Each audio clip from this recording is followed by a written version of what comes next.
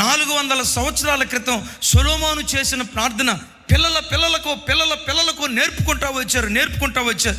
ఈ సంగతి ఎవరు గుర్తుపెట్టుకున్నారు? దానియేలు గుర్తుపెట్టుకున్నాడు.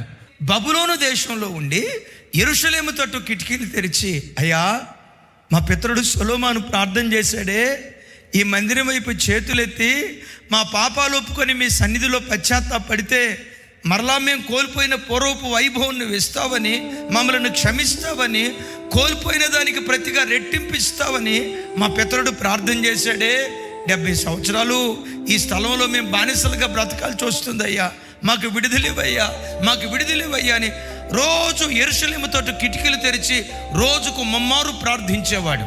ఒక మాటలో చెప్పాలంటే దానియేలు ప్రార్థనని ఎంత ప్రేమించాడంటే ప్రాణం కంటే ప్రార్థన ఎక్కువ ప్రేమించాడు. 102 డిగ్రీల జ్వరమైన ఆ రోజు కూడా